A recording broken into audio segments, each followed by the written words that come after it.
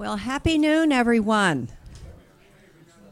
On this 31st day of October, what do we usually celebrate on the 31st day of October?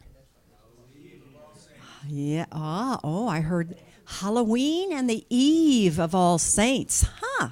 Now that's an interesting interpretation of these wonderful ghosts who are part of our Cultural Arts Center.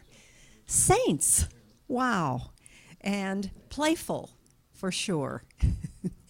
And among us are stories of these ghosts that we are so grateful to hear about from individuals who've had the experience of playfully, the poltergeists they call them, being with these ghosts, and also Bucky, who visits us, Bucky Cutright, who is with us and tells us stories that, yeah, I think this is for real. And we've had paranormal people recording the presence of these ghosts. But what's so wonderful is they're playful, they're fun, and who knows, some of them might even be artists. So, Bucky, tell us how it is that you are here and have been here a number of times. Yes, okay. Well, yeah, I run a company called Columbus Ghost Tours, and what we seek to do is teach people local history and introduce them to local establishments and businesses, and in this case, workshops through ghost stories. I've found that it's a little helpful in bringing the past alive if you say, by the way, you might see this person I'm talking about. It sort of makes it a little more relevant and brings it into the present. So this location happens to be quite storied, so it's a great spot to bring people and let them know about the programs that are offered here, as well as the glimpses into the afterlife, perhaps. Yes, and Vazzy Douglas cannot be here, but she would have been someone to give us a glimpse of the other life. Mm-hmm. And she is receiving an award from the GCAC today, and Angela Pace is wearing one of Vazzy's designs. Isn't that exciting? And but Vazzy says to me, I had 2 ghost sightings, and they look more like dark shadows, she said. Now, she's at that front desk a lot of hours, and when she was doing her daily walk around the main gallery and down the steps, it led her to the lower level, and she saw ahead of her what she thought was a jewelry student standing right in her path. When she got to the spot, nobody was there, and the student was downstairs with the jewelry teacher, Juanita Hill. At the end of the day, after classes ended, Vazzy was sitting at the receptionist's desk, looked up, and saw a dark, shadowy male figure on the other side of the desk. "Wow," she said. And he disappeared as quickly as he came. Now, her presence today is in spirit because she's receiving an award, but she wanted you to hear that. And she also wanted you to hear how real it was to her. That's very fascinating. You know, Vasi actually told me a very interesting story, too, that I'm kind of fond of. As a child, she used to dream that she was running through these tunnels that led into this castle-like structure. And basically what she was seeing was a building very much like the one that she works in, that we're standing in now. And she's often wondered if perhaps one of these spirits that people are seeing might not be her incarnation as a little child that was visiting here. And that her life is sort of drawn to this place and interwoven with it. Oh, that's amazing. Yeah. Yeah. Well, Todd, are you here? You have a story. come forward and tell us the story. But these are all at Bucky's request, you know. He wants to hear these. Thank you. All right. Well, as most of you know, I spend a lot of time here, probably more than my own home, actually. But in an effort to try to get home on a Friday evening, the building closes at 4 p.m. Jeff and I had just, Jeff is the director here, Jeff and I had just come from the third floor to close it down for the day. The building was empty. And we jumped on the elevator to head up to the fourth floor. Well, suddenly the elevator went down to the first floor. The doors open, and there was a young lady standing there. And she said, well, I'm here to see my teacher's show in the loft gallery on the third floor. And we said, I'm thinking, okay, how'd you get in here? One, because the doors were locked. And two, we said, well, the building's closed. However, if you want to go ahead and come up to the third floor and take a look at the work, it was about to come down. The show was about to close. So we thought, okay, go ahead, come on up. And once you're done, just shut the lights off. So we traveled up to the third floor. The doors open. She got out of the elevator. The doors closed, and Jeff and I continued up to the fourth floor. By the time we reached the fourth floor, we heard this screaming, help, help, help, and this banging, banging, banging on the door. And Jeff and I looked at each other, and we shot back down to the third floor, and the doors open. She jumps on the elevator, and she said, her eyes are this big, and she says, did you see that little girl? And we looked at each other and said, no. That little girl ran right past me. Did you see her? And I got goosebumps now. And we said, no, we didn't. She said, don't think I'm crazy. She said, I got to get out of here. She said, I got to go. So we went down to the first floor. She hopped out of the elevator, out the front door, and we didn't see her or the little girl ever again. Wow. Thank you. Bucky, what do you think of that one? I think that's fantastic. Hey, people are ready to applaud there for your... Thanks. Yeah, the little girl is a kind of a mysterious entity here. No one really knows her identity, but I understand she's been seen up on the third floor passing through the Weaver. She walks right through it. Yes. So, I have heard such. I have not seen such, but I've heard such. Mm-hmm. Yeah, now to kind of speculate where she may or who she may be, I think we have to go back to the history of this site. Whenever Columbus was founded in 1812, the very first thing the founders did was come over to this side of the river. There was a settlement in Franklinton in 1797. They wanted a centralized capital. Before it had been in Chillicothe and then Zanesville and then Chillicothe again. And in 1812, they came over here, decided this would be the capital. They started platting the land out, and then the next thing they did was arrange for a penitentiary to be on this site. It was a 10-acre space. They wanted a prison above all else, so they could use convict labor to construct all the other public works and buildings around town.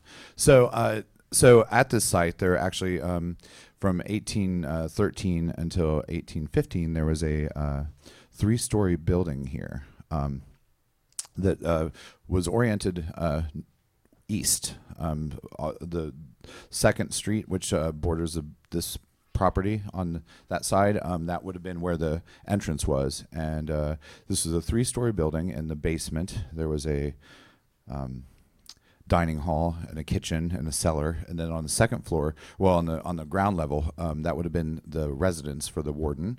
And then the third floor was a holding cells. There were 13 of them, 9 of which were windowed and light, and 4 of which were dark.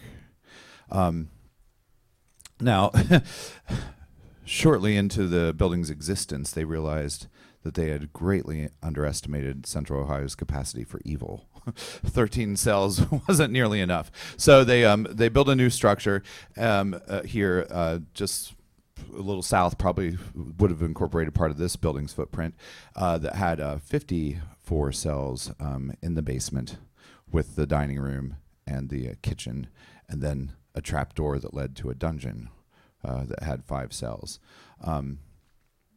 And then the other building was created as a. They took out all the jail trappings of the first building and used it just as a warden's residence. So now there was a. In the early days, anybody could be thrown in jail, children included. But I don't know that they actually had a little girl that was doing time here for any crimes against society. But I would imagine that she must possibly be a family member of one of the several wardens who lived here. That's my guess. So now I can tell you before, this is a little gruesome, but it's Halloween, right? Before there was a prison on this site, there was just Franklinton. There was no jail. And if anyone did anything wrong, usually it was stealing.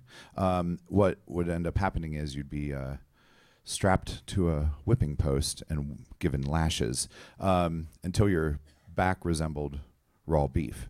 And once they'd accomplished that, you would be placed face down in a mud puddle, and they would pour burning embers into the wounds. Yes, which sounds horrific, but actually they were doing people a favor because it was cauterizing the wounds and sanitizing them. So I guess you have to take your licks. So yeah. Now, this prison actually operated until this particular week. It was October 27th, 1834, that they had a little bit of a parade and marched all the inmates from this prison to the other penitentiary that everyone probably is more aware of on the arena site. So yeah. Because it was constantly overcrowded, and the other prison had a bigger landscape, they could add more buildings, so that was a better location than here. Now the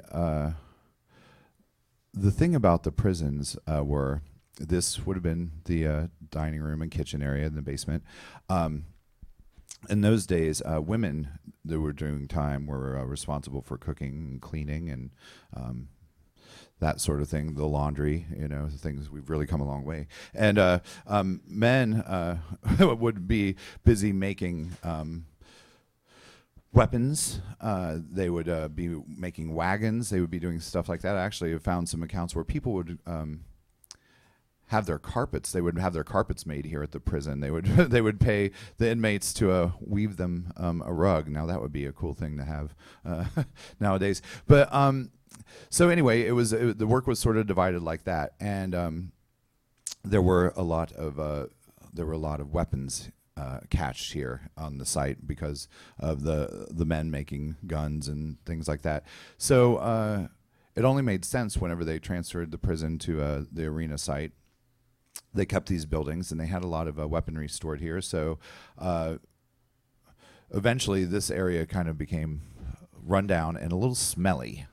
Actually, it really stank. Whenever the winds would come in from the west, it would blow the odor from the prison into the downtown area, and everyone found that absolutely revolting. So they decided to knock the whole thing down and build this building as an arsenal in 1861 because they already had a bunch of weapons being stored here. So that's sort of how this came to be an arsenal. How is it that this passageway behind you, this used to be underground? Yes. Yeah. This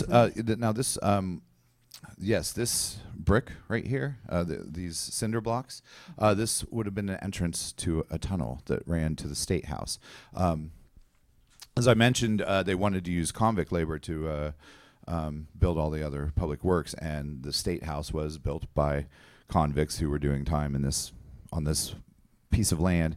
And in order to get them from their holding cells to the work site without any chance of escaping, the best way to do so was through a tunnel right there.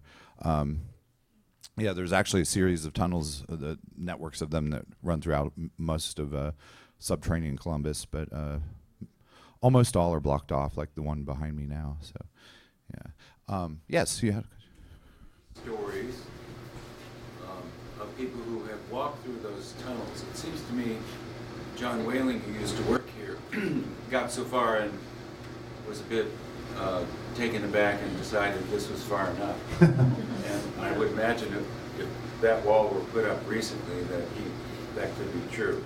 well, I've never spoken with anyone who's set foot in those. When I first started working here, there was the custodian that was here before me.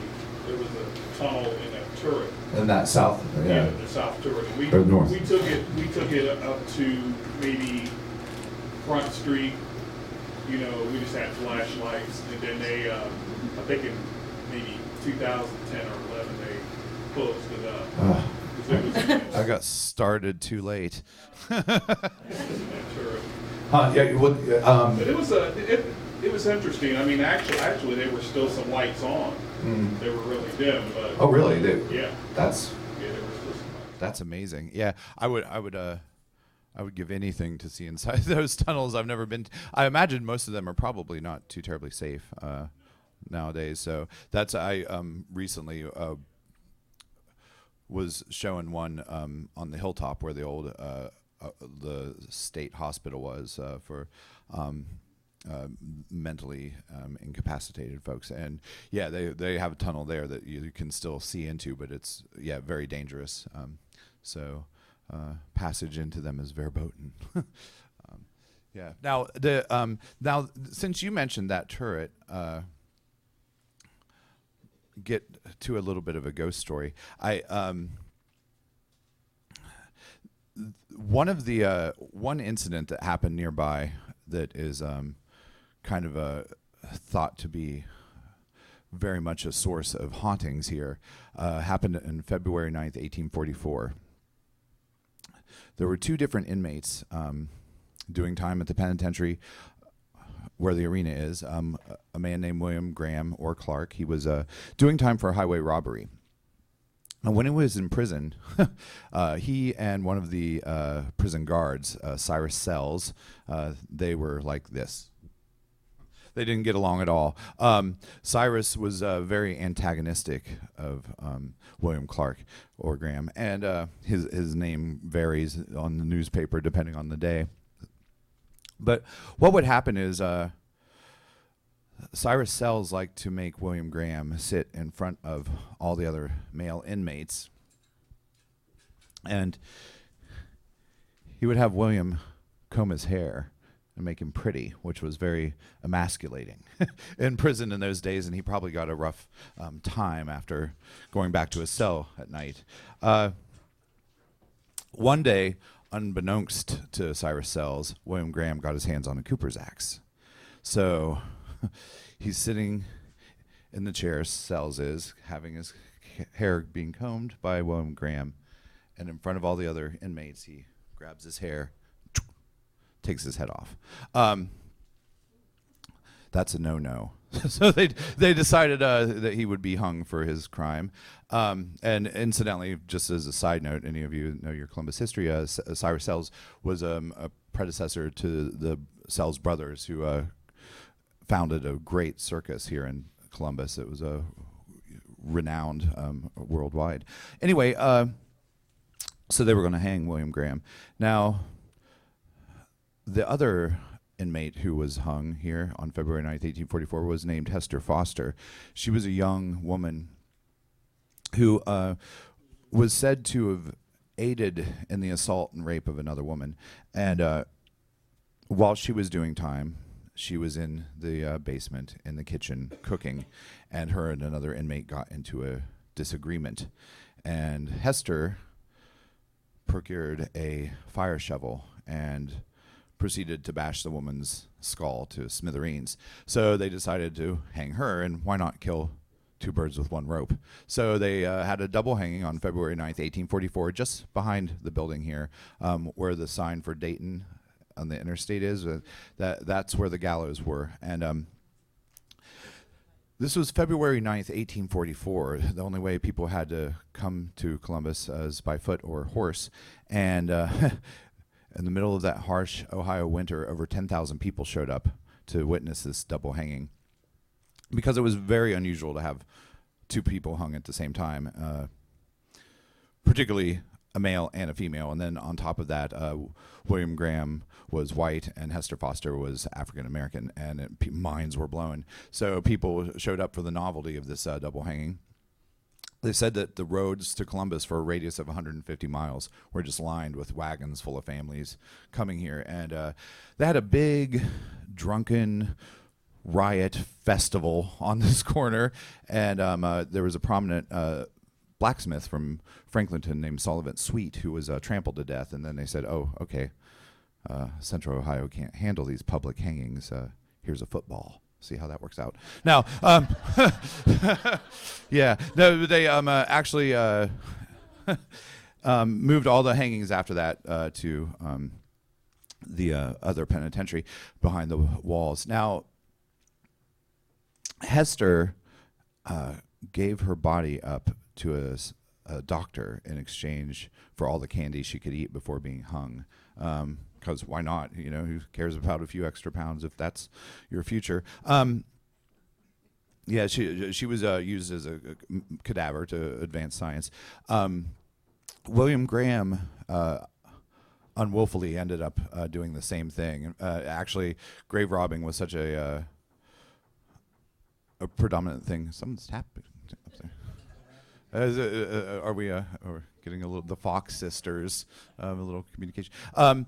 Yeah, the grave robbing was a huge epidemic in Columbus in those days, and it's kind of interesting to me that whenever they hung William Graham right back here, they just cut him down and buried him right under the gallows, and because cadavers for use for medical education were so in demand, two different groups showed up that night after they hung him. And got in a gunfight over which one would claim his body, and it's not really clear who won, but there was supposedly a wax replica of him at OSU. I don't know that was actually wax, and then the doctor that was in charge of the penitentiary, a gentleman by the name of Ichabod Jones, had a human foot in his jar that he would present on his desk whenever you'd go in to see about an ingrown toenail or something. There would be that foot. You'd suddenly feel a lot better. But he claimed that was William Graham's foot. So I don't know. It's kind of interesting. So now Hester is one who is often kind of taking a long sort of Doppler route to get to my ghost story. But Hester is one who is often thought to haunt this place. Many folks have reported seeing a woman that they refer to as Hester in the ceramics area, I believe. And a couple years ago, I was showing up here with a group, and one of the ceramics instructors was outside having a break, and he told me about a time someone came asking about the ghost and if he could come in and look for them. Now, the ceramics instructor, whose name I apologize, I don't know, he said, well, I'll tell you where there's a really creepy spot. And he brought the guy down here and put him in that little turret where that tunnel is. And he said the gentleman crossed the threshold into that turret and immediately became extremely physically ill. And to the point that he was actually vomiting. So that's not a very playful ghost in that instance, nor is it very that's a kind of an unusual reaction, I think, to an encounter with any sort of force. But that was one of the stories that happened about that. So, oh, they're hanging pictures. Okay, well, it was 2 for yes, 1 for no. Yeah, so there are now a couple other ghost stories. Now, Vossi, who you mentioned earlier, Ellen, she told me a very interesting story that I've never been able to find verification for, but in the south, the opposite turret, the southwest turret, now there's there's an idea that these turrets were used as shot towers, meaning that they would drop molten lead 42 feet into ice cold water to create pellets for bullets. And now Vasi told me that there was a little boy supposedly that fell to his death doing that work in that tower on the southwest corner, and that quite a few people who claim to be sensitive and in tune with the spirits get very, very, very uncomfortable feelings and kind of a dark, ominous, sort of oppressive reaction to that particular corner. Now, there's another another spirit that I've heard of visiting this place by the name of Peter. And are you familiar with it, or did you? I haven't seen him. You haven't seen him? What do you know about? Tell us about your experience here. Oh, well, You want to use this? okay. Please, yeah, here. Yeah. I'll let you stand up. Okay. You are. I'm Jackie. I'm the wedding. Yes, we have the wedding rentals coordinator. And actually, my story is more about how the other stories affect us here. I'm usually here when other people aren't here. And one night it was raining, and I kept hearing noises down in the ceramic area. And so I thought, I better check to see if someone's down there. And so I went to the edge, and, I just called out for someone, and no one responded. And so I continued to do my stuff to, make sure all the doors were locked because I was leaving. And I kept hearing this noise, and it was a banging noise. And I was like, I've heard so many of these stories, and I'm really receptive to it. I would like to have something happen, and I would also like to be, of mind where I would, stand and talk to them or something. And so I thought, well, tonight might be the night. And so I went down into the ceramics studio, and I kept hearing this banging, and I couldn't figure out where it was coming from. And then I heard the elevator. And I knew that the only other person in the building was Todd, and he'd been on the fourth floor. And so Todd came down. He came out of the elevator, and I was coming up the steps, and he came around the corner, and he about jumped out of his skin. So that's my story, and we both really had a big laugh over it because he thought I was one, and I was out looking for a ghost. So it really does affect us. It gets into your mind that you think that something is going to happen. Oh, here. Oh, thank you. Now, actually, one story too that I think is really interesting that we discussed is with Peter. Now, the very first time I ever heard about him, it was there was a mother-daughter paranormal investigative team that came here and investigated once, and they actually one thing that they picked up was a orb of light, which. People's feelings about what those actually are and how much evidence that actually is of the paranormal is here or there. But they captured on video this light that passed along this tier where you folks up here sitting and went down that hallway right there. But they also captured in this turret electric voice phenomenon of person saying the name Peter over and over. An electric voice phenomenon is where you set a recorder, turn it on, and you ask questions to thin air, and then you play it back, and sometimes you get answers that you didn't hear in the real time. And anyway, yeah, they captured a voice saying the name Peter repeatedly, and that was the first time I'd ever heard of him. But then whenever Jackie and I were speaking this past summer, I believe maybe it was, told me a story of there was someone who was walking through by the metal jewelry area and saw a gentleman in a Civil War uniform sitting there. And there was an old blacksmith here named Alan who would be a Civil War reenactor. So this person assumed that was who it was, and they mentioned it to the receptionist, only to learn that Alan had passed away 2 weeks earlier by a heart attack. So, so that's kind of, I think, a little bit of a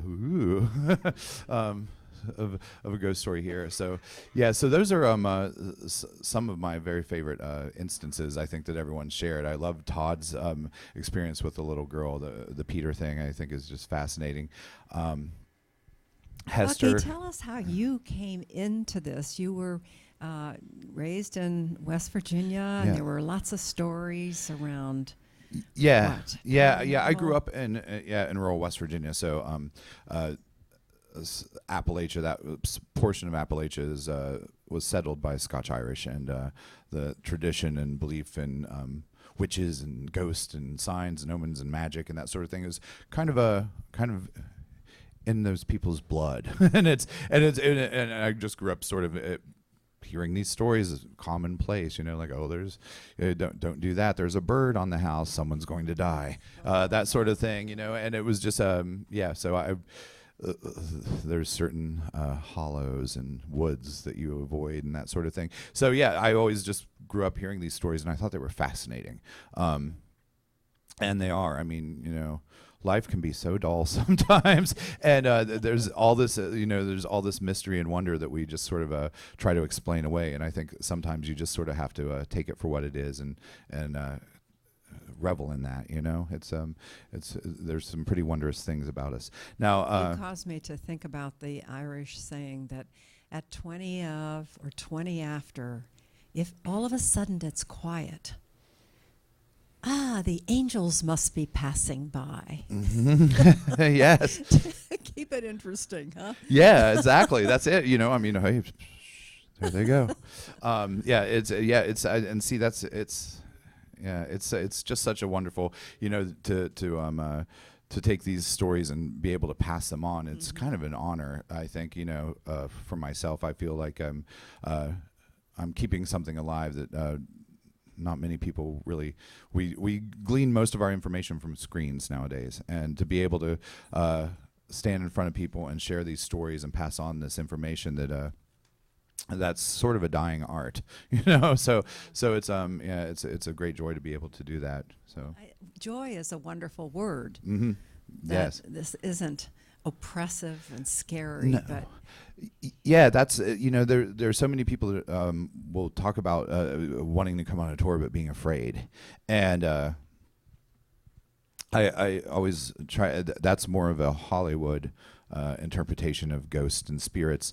If you think about the notion that someone can be absolutely lovely in life, and as soon as they die, they're that's ridiculous. There's so many people who have passed before that were excellent human beings. Being dead doesn't make them scary. It might be a little unnerving if you have an encounter and you're not expecting it, but I don't think that if there are souls of dead people wandering around, they're not out to get you. So no, it's there's and in fact there's been many times where they've been helpful for folks. So I was sharing with Bucky, we were talking Friday, and you were getting ready for a fundraiser you were leading at Green Lawn Cemetery, and my great grandmother was buried at Green Lawn right next, of course, before Eddie Rickenbacker. And so we had a little celebration at her grave when our children were, 10, 11 years old. And we took with us our aunt, the daughter of the great-grandmother, Sarah Frances Malcolm Doherty. And so we had this wonderful time. My son climbed the tree. It was the very tree that was the tree there when my great-grandmother was buried. And what a celebration it was. And then you had this fundraiser at Green Lawn. It was just wonderful to hear about. That's great that you have. There was a beautiful memory made there at that site, with your son climbing that tree. I'm sure he won't ever forget that time. He does still remember. Yeah, and I know exactly where she's buried. I know that site well. On a Saturday evening it was. I had the opportunity to portray Thurston the Magician, who was the last greatest magician in the world. He was born on Livingston Avenue and raised here in Columbus, and his heyday was from around 1908 to 1936 when he died. And everyone always, I tell them this story, and they're like, no, Houdini was the greatest magician in the world. Houdini didn't do magic. He was an escape artist, so I've got to split that hair. But yeah, I was able to stand in front of the crypt where Thurston was interred and pretend to be him, which was kind of cool. Now, I'm sorry, you had a question. I would. Yes, I want you. Excuse me. When you go on your tours, what other places in Columbus have ghosts? Oh, what places don't have ghosts? You know, it's actually folks are always kind of surprised at that. But there are so many locations that have hauntings associated with them. Just within this vicinity, a little bit south of us, there's where Rock Mill Tavern, and it's where CD 101 used to be. There was a woman who died there in a fire whenever it was a stable for Hester Brewing Company, and she said to haunt that. We just did an event at Copious on High Street, just right there. There was a guy who was shot in the basement there when it was Club Paradise, and the staff they hear voices, they have shadows pass by whenever they're down there getting things. Just up the street, there's the Westin Hotel. There are several different ghost stories associated with that. A bride named Ophelia who fell off a balcony in the Grand Ballroom shortly after the building was constructed in 1897. She's seen as a very stereotypical Victorian lady in white, ooh, through the hallways. But there's also something I kind of find amusing about that particular location. There was a DJ.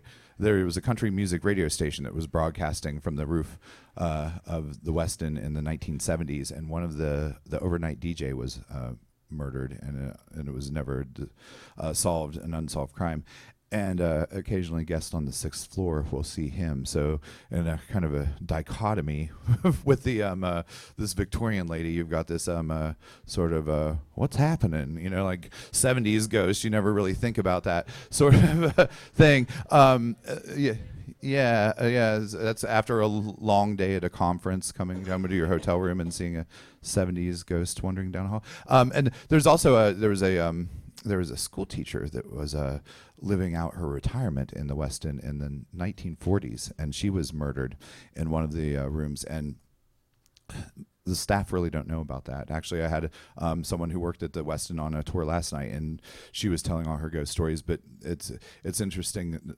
No one that works there knows about this murder. But anyone, housekeeping, all the staff, they refuse to go into that particular hotel room alone, and they don't know why. And that's one of my favorite things about ghost stories, whether you are a believer or a skeptic. I absolutely love that these stories are often history coming up and tapping you on the shoulder, where folks have completely forgotten, or they are never been made aware of certain instances that occurred in these places, and then they have an experience, and it ends up aligning with a history associated with the building. Actually, one of my favorites is there used to be a nightclub on Wall Street nightclub, and before it closed down, had a gentleman who worked there, a friend of mine, said, "Hey, you should bring your tours to this nightclub." And I thought, well, that would be kind of cool. It's a sort of different environment for a ghost story. And I asked him what sort of things happen there, and he said, "Oh, well, you know, the lights turn on and off when they're not supposed to, and the volume on the music goes up and down, and fog machines work of their own accord." And I thought, well, that's not really compelling enough to warrant bringing a group of people in there. And they said, "Oh, there was that time there was a fireman that showed up, and he came running up the stairs, and they went up to find him and see why he was there, and he'd vanished." And I found that very interesting, because no one really knows this, but there was a fireman named Daniel Lewis who was burned alive between the 4th and the 5th floor of the Elevator Brewing Company, what is now Elevator Brewing Company, just right next door in 1903. And there was actually another gentleman, another firefighter on that same block in 1987 that fell through the floor of the Midhoff building and died. But they don't know these stories. These are, a doorman at a nightclub, and they're seeing this fireman, and they don't, they had no idea. And those stories are just so fascinating, and that's actually sort of compelling, I think, in terms of evidence whenever people have these experiences. Yes, sorry. Bucky, I just wanted to add to that really quick. Yes. Thanks. Okay, so I study death. I work a lot with death as an anthropologist in forensics, and I'm a forensic anthropologist and forensic artist. I work with the dead a lot. But I wanted to give an anthropological perspective really quick. Culturally, now this is really known a lot in Asian countries, more so, where they believe, so whenever someone passes away, it's a stain on the environment. So it crosses barriers and boundaries through time and historically. So oftentimes these places kind of have let's just say a metaphorical fingerprint left behind, and it tends to be left on repeat. Mm-hmm. And so that's how come also why, it holds such a great energy, because, it's a trauma that's left there in the world. And sometimes an excellent moment too. Sometimes right, which is happy. I was also going to say. Holy places have the same effect. Churches, mosques, synagogues, where you can feel the same kind of elation and people come together. But it can be the same for tragedy, and oftentimes, and it's when it's repeated in that way, and through just the history and time, which is why they're the 70s guy, he's always going to be forever in that time period. Yeah, he's not getting a haircut. Those bell bottoms are staying bell bottoms. Right. No, it just felt right off of what you were saying, and I don't, a cross-cultural belief, I don't know how many people in the West believe that as much as Eastern people do. Well, yeah, thank you, Alexandra. Yeah, actually, that's there's a idea in paranormal research called the stone tape theory, which is pretty much what you were stating. That very intense moments of human experience can embed themselves in an environment, and they sort of replay. And there are different types of hauntings. Ellen and I talked about poltergeist the other day, where people have strange things, playful stuff sort of going on. Sometimes it's seen as playful, sometimes it's seen as annoying and pest-like, but it depends on your take with things. There are crisis ghosts, which is a very interesting phenomenon that sort of transcends all cultures and all time, as long as humans have been living. And it seems there have been this theory of these crisis ghosts where someone will show up to kind of right a wrong or help a cause. This goes back to ancient Greece. They were having experiences where people were seeing ghosts, and it leads them to this grave of a murdered victim, and they're buried in given a respectful reburial, and then the ghost goes away.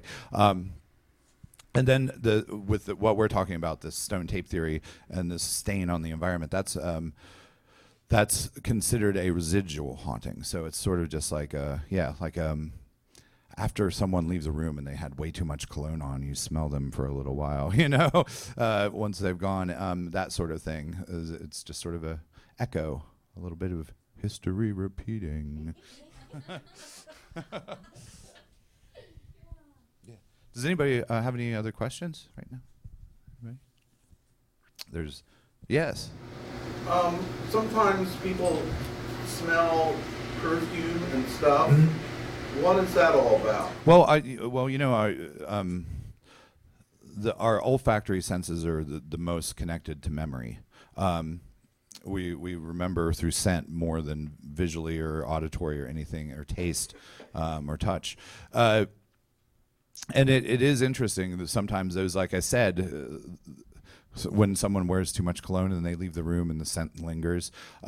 Basically, I might be in a room, and basically there's nobody in there, no smells, and then all of a sudden I smell, and a couple times that person with that smell died. Yeah, I've actually experienced that myself. I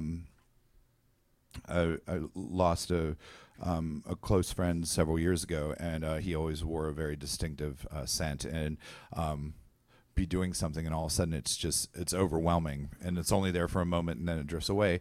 They're visiting, yeah. As long as it's it's that happens a bit.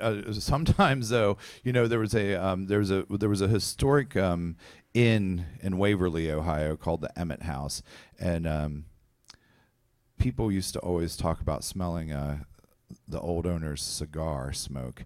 Same as was true of the Worthington Inn, but the Emmitt House ended up burning down due to electrical a wiring malfunction a few years ago. So it's best to always investigate those sorts of hauntings and make sure you don't have an actual problem that could cause a loss of life and property. But yeah, it's I think sometimes those things. It's one thing about ghost stories. And I was actually just talking with Megan Dempsey, the Dempseys, which is just up the street. They have the Jury Room, which is the oldest tavern bar in the city. It was built in 1831, and it's quite known for its hauntings. She was typically a skeptic of these things, but now she's kind of come around to being a believer. But I think another product of Hollywood is we expect hauntings to be very obvious and very big and scary, that sort of thing. They're often just subtle little things where you just think, well, that's strange. Well, that was weird. Did I put that glass there? Did I turn that light off? And it's so it's those are very. I think that the dead are often very subtle, and they whisper, and those sorts of those scents. It's just kind of a light touch, saying, here we are. I'm visiting. I miss you. Yeah. What else? One time I was at the Ford Museum up in Detroit, and I was where the handprints was, where Edison and Ford put their handprints. There was a older gentleman came up to me and said, I was there yesterday. I remember it like it was yesterday. And if you know the area, and basically I was looking at him, and basically I turned around, he was gone. Wow. I mean, if you know the room, there's nowhere he could have gone. I mean, how does if that was a spirit, and he didn't look like he was going to run away. Yeah. That's fascinating. I mean, that is one thing. The actual visual sightings of a ghost are pretty rare, but there have been quite a few instances. It's not that misty form. They look as real as you or I. It looked like you. Was that playing something in my mind? Yeah. Or was it actually a ghost or a... Yeah. Well, that is a. And I keep playing it back in my mind. Did I see something, or is that my mind, or was that real? You always try to find an explanation. Yeah, that's yeah. I mean I've had a few instances personally, and whenever they happen, you spend so much time scratching your head, thinking like, could it have been? Is the sun? You're always looking for a rational explanation for the experience, and I don't know. I can't explain exactly how these things work and what they are. If I could, we wouldn't be in the basement of the Cultural Arts Center. We'd be on my private jet right now, having this conversation and coffee. But there are a lot of which, by the way, thanks. Is this the first time this has ever happened in the basement? It is? Okay. Well, thank you for going out of your way to make me feel at home. I appreciate that. Thank you, Ellen. Yeah, I mean, there's so many different strange, like physics theories that we don't quite grasp. Water can store information, photons can store information, light. How these sorts of things present themselves to us, what it actually is. Is it really the soul of a dead person, or is it just a bit of history that's sort of somehow being relayed via the environment? It's hard to really say. I don't know, but yeah. So, and whether it's something that's being projected mentally towards you, and you're only seeing it because there is something that sort of would. Excellent. Wonderful. Your shadow is wonderful. Oh, excellent. The shadow knows.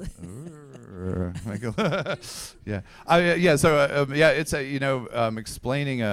explaining what those things are is really kind of impossible. But it is interesting that very often when people see a ghost, it's usually just it's a personal thing. Very rarely are there group sightings where a whole room full of people like yourselves would be looking at me, and then I just poof.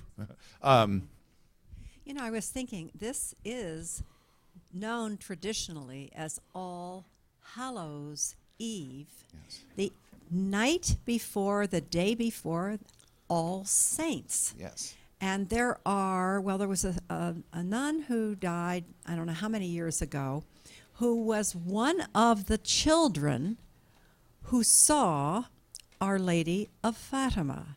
Yeah. That would be like an appearance of a ghost. Yes. And saints are famous for appearing in the midst. So, appropriately, it's the eve before All Saints. Yes. And I'm thinking of that little girl running through and the different ones that people have met. Why not name them saints? Yes. Yeah. That's. Yeah. I mean, that's some. You can certainly sort of. They need a rebranding. Yeah. And in being some instances. forgiven in all of the things that happened at Mound Street. Yes. Yes, exactly. How's that song go? Oh, when the saints go marching in. Oh, when the saints go marching in. I'm gonna be in that number. I don't know. Oh, when the saints go marching in. That was the first song I ever learned how to play on a piano when I was a child. Yeah, it's easy. I didn't bother to learn all the lyrics though. Unfortunately, now the Mound Street to get back to I just thought of that whole group sighting thing. I was talking about how normally people usually only see a ghost. It's a individual person thing. There was a famous ghost story here in Columbus where it actually was a group sighting. The Ohio State House, which were these cinder blocks not here, we'd be able to scurry through the tunnel and arrive at, it was kind of famously haunted by Abraham Lincoln. He seems to not rest very well in death. He appears all over the country. But he visited the State House in 1859. And in 1890, Governor Foraker was working late one night, and he heard violin music playing. He went to investigate, and I always like to picture it like a Vincent Price movie. He's got his candelabra wandering through the State House late at night, and he goes to the legislative chamber and throws the door open, and he sees Abraham Lincoln having a dance with what is supposedly Kate Chase, Salmon Chase's daughter, who was Salmon was a governor at the time that Abraham Lincoln was visiting. But this was a governor of Ohio that had this ghost sighting, and he saw Abraham Lincoln and Kate Chase having a waltz. They appeared as real as you or I. They danced for about a minute and a half, and then they vanished. Now, that's kind of interesting, very credible. It was the governor of Ohio that had this sighting. But just several years back, around 20 years ago, they were having a Civil War reenactment at the State House.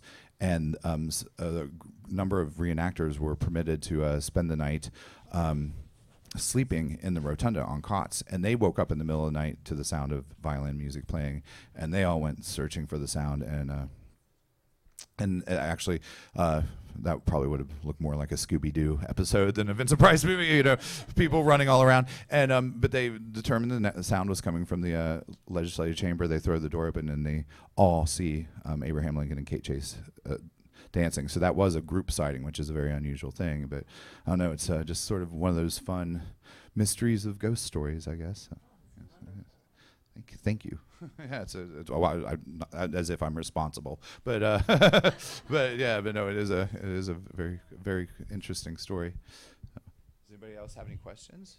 You have people who have come to be with you because they have heard you speak at other places. Yes. I've got several friends here. Who. Several of which I made through this business of doing ghost tours. And a few people here actually were with me a year ago whenever we took a trip to Ireland. We took a group of people here. It was a good time, wasn't it? Yes. We took a group of people to spend a week staying in haunted castles and stuff like that. And actually, on that trip, we visited the place where Halloween began. Before it was All Saints Eve, there was a Celtic celebration called Samhain, and it began on this one particular hill called Tlachta, and there was a druid named Rugmoith who was considered to be one of the greatest magician druids in the world, and he was actually good friends with Simon Magnus, the heretic, and anyway, he had a daughter, Tlachta, Rugmoith did, and she went to this particular hill that's now known as the Hill of Ward in Ireland, and she gave birth to 3 sons, and they all died, and on this particular hill, and they were buried there, and it became the site of a ritual where, on this particular night, as the sun begins, the days get shorter. All the tribes in Central Ireland would have to extinguish all their fires, have no light, and light would be lit on the hill of Tlachta, the hill of Ward, and all the different tribes would have to venture to this particular hill in pure darkness to light their torches from that particular fire and take them back to their own villages.